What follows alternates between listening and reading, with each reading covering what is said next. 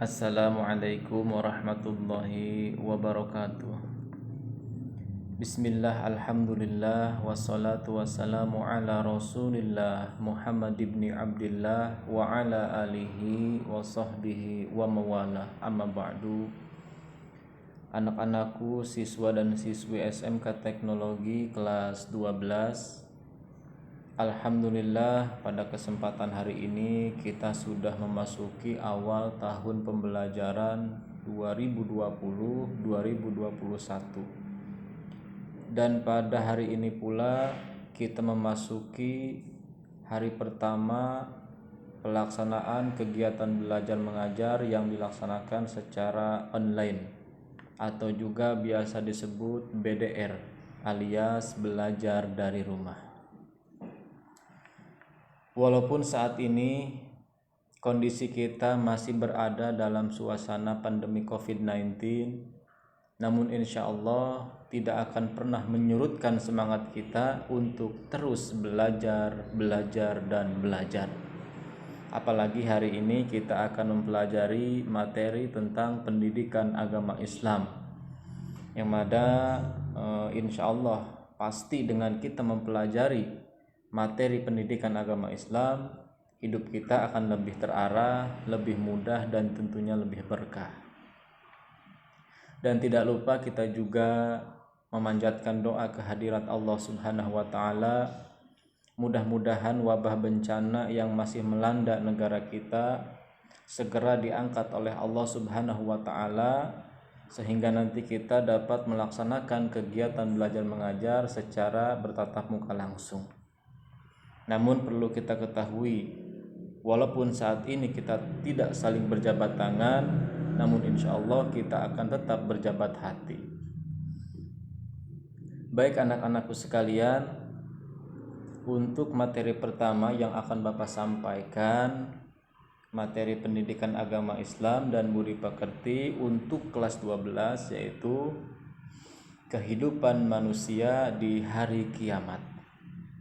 Nah, sebelum Bapak menyampaikan materi, di sini terlebih dahulu Bapak akan sampaikan tujuan pembelajaran kita hari ini. Tujuan pembelajaran dengan kita mempelajari materi pendidikan agama Islam tentang hari akhir, maka diharapkan yang pertama, siswa mampu memahami makna iman kepada hari akhir.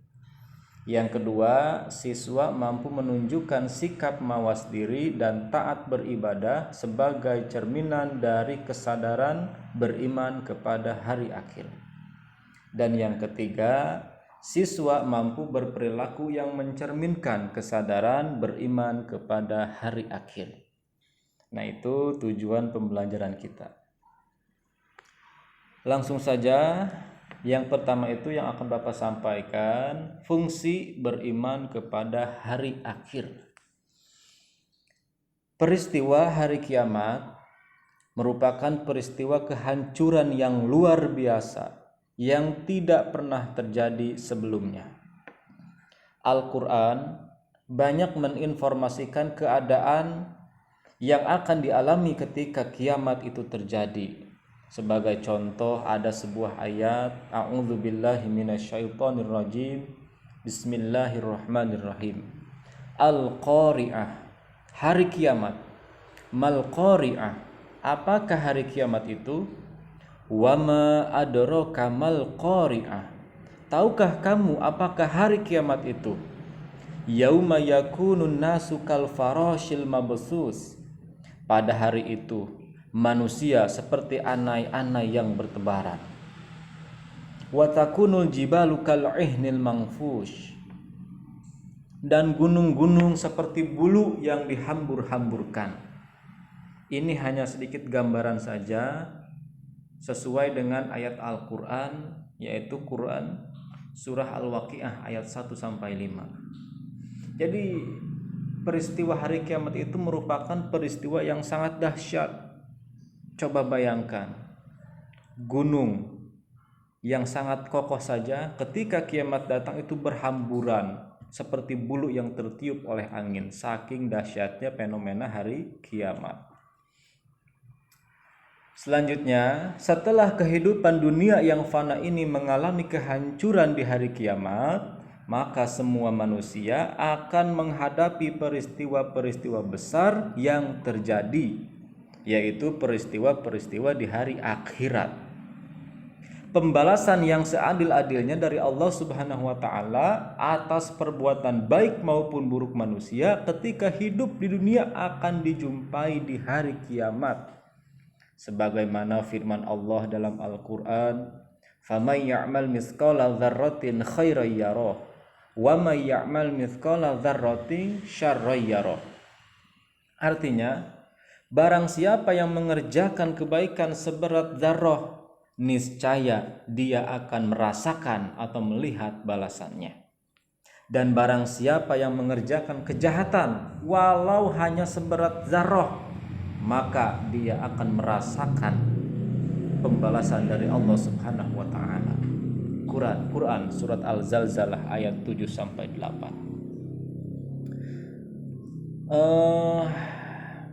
Melalui keimanan dan keyakinan tentang adanya hari akhir, maka kita selaku umat manusia memiliki harapan akan kehidupan yang kekal dan penuh dengan kenikmatan serta kebahagiaan yang hakiki. Dengan demikian, iman kepada hari akhir mempunyai fungsi yang diantaranya yang pertama itu sebagai pemelihara diri manusia harus selektif dalam berbuat, bertindak, dan beramal. Jadi ini fungsi yang pertama. Ketika kita sudah meyakini dengan sepenuh hati bahwa kiamat itu akan datang, maka segala perbuatan kita akan difikirkan terlebih dahulu sebelum kita lakukan. Jadi selektif, tidak sembarangan bekerja, tidak sembarangan berbuat. Dia berpikir dulu apakah yang akan dikerjakannya itu bermanfaat atau sebaliknya akan mendatangkan madarat untuk diri kita. Jangankan dalam urusan mengerjakan sesuatu hal, sekarang di zaman yang sudah modern ini, pasti kalian semua mempunyai yang namanya sosial media, katakanlah Facebook, WhatsApp, Instagram, dan lain sebagainya. Nah, seharusnya sebelum kalian mempublikasikan sesuatu ke dalam sosial media itu, difikirkan terlebih dahulu apakah manfaat ataukah madarat, baik untuk diri sendiri terlebih untuk orang yang melihatnya. Jadi jangan asal posting aja, jangan asal publikasikan saja. Kita pikirkan dulu, terutama perempuan ketika memposting gambar atau foto diri. Jangan sampai foto yang kita posting ke sosial media itu menunjukkan, memperlihatkan aurat. Kenapa? Karena kita lihat berapa banyak orang yang melihat postingan kita di sosial media. Berapa juta mata yang menyaksikan foto kita di sosial media.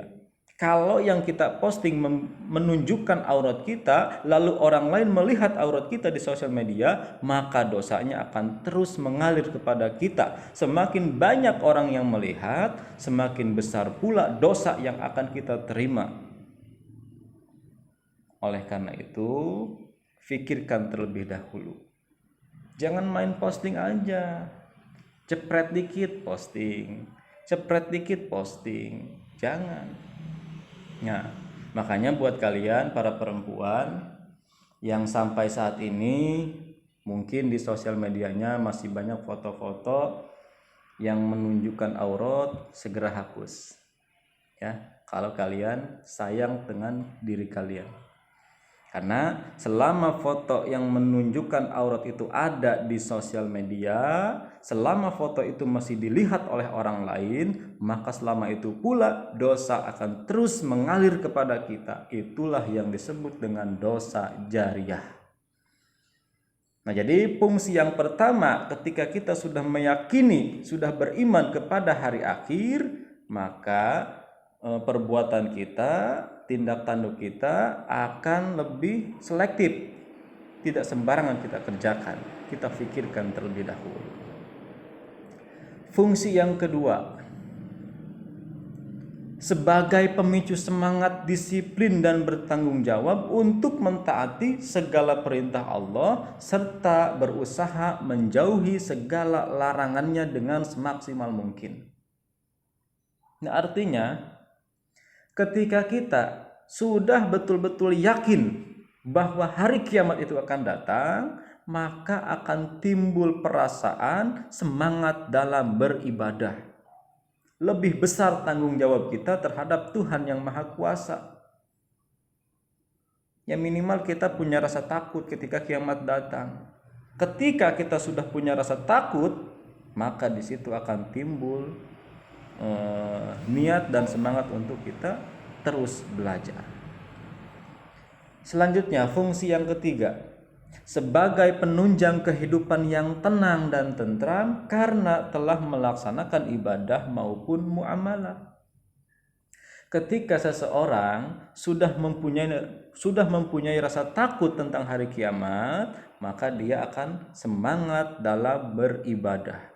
Ketika dia sudah semangat dalam beribadah dan sudah istiqomah dia jalankan ibadah, maka akan timbul perasaan tentram dalam hati. Akan timbul kebahagiaan di dalam hati. Ingat, yang kita cari, yang semua orang cari di alam dunia ini, yaitu kebahagiaan. Itu tujuan manusia di dunia, mencari kebahagiaan. Orang kerjanya sangat rajin, dari pagi sampai pagi lagi kerja. Untuk apa? Untuk mencari uang yang banyak. Karena dia berpikir ketika dia punya uang banyak, maka dia akan bahagia. Padahal sejatinya kebahagiaan itu bukan terlahir dari banyaknya uang ataupun banyaknya harta. Tapi kebahagiaan itu terlahir dari keadaan hati yang tenang. Bagaimana supaya hati kita tenang? Dengan cara kita beribadah kepada Allah Subhanahu wa Ta'ala. Insya Allah, ketika kita sudah yakin kiamat datang, maka kita akan semangat untuk beribadah. Ketika kita sudah semangat beribadah, maka hati akan tenang. Yang selanjutnya, sebagai penyadaran bagi manusia yang lupa dan tenggelam dalam kesenangan atau kepuasan duniawi. Kesenangan dan kepuasan tersebut bersifat nisbi, karena yang hakiki adalah menyelaraskan kehidupan dunia dengan kehidupan akhirat. Jadi kita manusia hidup di alam dunia ini harus bisa menyeimbangkan, harus bisa membagi waktu, mana untuk kepentingan dunia dan mana untuk kepentingan akhirat, harus seimbang. Karena kita hidup di dunia ini hanya sementara. Akhiratlah kehidupan yang kekal dan abadi. Maka dari itu, silahkan bekerja keras. Tapi jangan sampai pekerjaan tersebut melupakan kita untuk beribadah kepada Allah Subhanahu wa Ta'ala. Itu fungsi yang keempat. Selanjutnya, fungsi beriman kepada hari akhir yang kelima, sebagai perwujudan akhlakul karimah dan menghilangkan sifat buruk yang ada pada diri manusia, yang diantaranya egoisme, takabur, serakah, pemalas, kikir, dan lain sebagainya. Ini sifat-sifat yang harus kita buang jauh-jauh dari diri kita. Jangan sampai kita menjadi orang yang egois, memikirkan diri sendiri tanpa memikirkan orang lain. Buang jauh-jauh sifat egoisme. Jangan sampai ada rasa takabur dalam diri kita. Ingat, contoh manusia yang takabur atau sombong diabadikan dalam Al-Quran. Ada yang tahu siapa? Ya, Fir'aun. Fir'aun ya dibinasakan oleh Allah, ditenggelamkan dalam lautan karena sifatnya yang takabur atau sombong. Kita buang jauh-jauh. Makanya kalau ada di antara kita, di antara kalian yang memiliki sifat sombong atau takabur, itu berarti ya cucunya Fir'aun. Ya. Jadi dengan beriman kepada hari akhir, maka insya Allah kita akan bisa lebih mudah untuk membuang sifat-sifat buruk yang ada di dalam diri kita. Nah, terakhir di sini Bapak mau terangkan hikmah beriman kepada hari akhir. Setelah tadi Bapak menjelaskan fungsi, sekarang hikmah. Apa saja hikmah ketika kita sudah meyakini bahwa hari kiamat itu akan datang? Hikmah yang pertama, manusia tidak selamanya hidup di dunia ini. Oleh karena itu, manusia hendaknya senantiasa menabung amal soleh sebagai bekal untuk kehidupan di akhirat kelak. Jadi kita harus cerdas. Ketika hidup di dunia ini, kita harus mengupayakan bagaimana caranya supaya kita bisa menabung bekal untuk kita di akhirat nanti. Ada sebuah pepatah mengatakan, kun fid dunya ka'annaka gharibun aw 'abiru sabilin. Hiduplah kalian di dunia ini seperti orang yang sedang bertamu atau seperti orang yang bepergian. Artinya apa? Kita tidak akan selamanya di dunia. Maka dari itu persiapkan bekal sebanyak mungkin yang bisa kita bawa pulang ke akhirat. Seperti halnya tamu. Tamu itu ketika dia berkunjung ke satu rumah, yang namanya tamu pasti suatu saat akan pulang kembali. Tidak mungkin dia selamanya bertamu. Kalau dia nggak mau pulang, minimal diusir oleh yang punya rumah. Kita pun sama. Kita hidup di dunia ini hanya bertamu. Kalau kita tidak mau meninggalkan dunia, maka dunia yang akan meninggalkan kita. Itu yang pertama. Hikmah yang kedua, manusia tidak boleh berlaku sewenang-wenang selama hidup di dunia, karena segala amal perbuatan pasti akan mendapat balasannya di akhirat kelak tanpa terkecuali. Apapun yang kita lakukan di dunia semua akan tercatat, dan catatan ini ya nanti akan diperlihatkan di akhirat, dan kita akan menerima balasan dari perbuatan yang kita lakukan. Itu yang kedua. Hikmah yang ketiga, Allah Maha Adil. Setiap perbuatan manusia akan mendapatkan balasan yang setimpal. Dengan kata lain, semua perbuatan akan mendapatkan balasan dari Sang Maha Pemberi balasan. Orang jahat balasannya siksaan, orang baik balasannya kebahagiaan. Allah Maha Adil. Ya, makanya hati-hati dalam melakukan suatu hal apapun. Walaupun kita sedang sendirian, ingat ada Allah yang selalu memantau dan melihat kita.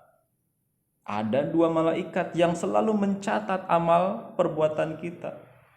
Ada malaikat Raqib, ada malaikat Atid yang selalu mencatat amal-amalan kita. Yang buruknya dicatat, begitupun yang baik, semua akan tercatat, tidak akan terlewatkan walau hanya 1 detik saja. Maka dari itu ya, silahkan berbuat yang baik-baik. Hikmah yang keempat, iman kepada hari akhir akan membuat kita memahami akan tujuan hidup di dunia. Dengan memahami hal tersebut, kita tidak akan pernah kehilangan arah dan dapat memelihara sikap hidup yang positif serta optimis. Jadi apapun yang kita lakukan ya pasti mengarah kepada hal-hal yang positif. Kenapa? Karena kita beriman kepada hari akhir. Minimal kita takut ketika melakukan hal yang buruk. Maka dari itu akan terjaga. Yang terakhir, hikmah beriman kepada hari akhir. Yang nomor 5, kaum mukmin harus selalu ingat bahwa hari kiamat pasti akan terjadi, dan kita harus senantiasa siap setiap saat untuk menghadapi kedatangannya. Jadi Yang namanya hari akhir atau hari kiamat ini adalah suatu kepastian yang pasti suatu saat kapanpun itu akan datang menghampiri kita semuanya. Jangankan kita orang mukmin, jangankan kita orang muslim, orang-orang yang non muslim, yang Yahudi, yang Nasrani pun percaya bahwa suatu saat dunia ini akan mengalami kehancuran. Seperti orang-orang barat sana ya, mereka mengadakan mengecek keadaan dunia melalui alat-alat teknologi yang canggih. Terdeteksilah bahwa suatu saat nanti dunia ini akan mengalami kehancuran, dunia akan saling bergesekan dengan planet-planet yang lain. Mereka tahu karena mereka melakukan pengujian terhadap keadaan dunia. Mereka punya alat-alat yang canggih. Apalagi kita yang sudah jelas ya tercantum dalam Al-Qur'an. Bahkan beriman kepada hari akhir ini merupakan salah satu dari rukun iman yang 6. Nah, maka dari itu ya kita harus siap. Kapanpun kiamat datang menghampiri kita harus selalu siap. Apa yang perlu kita persiapkan yaitu bekal ibadah. Kapanpun kiamat datang, ketika kita sudah punya bekal yang banyak, insya Allah kita akan selamat di akhirat. Nah, jadi pada pertemuan kali ini yang Bapak jelaskan tentang materi hari akhir. Yang pertama tadi fungsi beriman kepada hari akhir, yang kedua hikmah beriman kepada hari akhir. Mungkin pertemuan ini Bapak cukupkan sampai di sini saja. Insya Allah di pertemuan berikutnya nanti Bapak akan membahas tentang macam-macam kiamat, terus lagi contoh-contoh kejadiannya, dan nanti akan ada pembahasan tentang tahapan-tahapan ketika manusia berada di akhirat. Nah, mudah-mudahan apa yang Bapak sampaikan di awal sampai di akhir ini dapat dipahami dan dapat dimengerti. Dan mudah-mudahan apa yang Bapak sampaikan ini menjadikan ilmu yang bermanfaat untuk bekal ibadah kita di dunia sampai akhirat. Amin ya rabbal alamin. Sekian dari Bapak, akhirul lisan, usikum wa nafsi bitaqwallah wal afu minkum. Tsumma assalamu alaikum warahmatullahi wabarakatuh.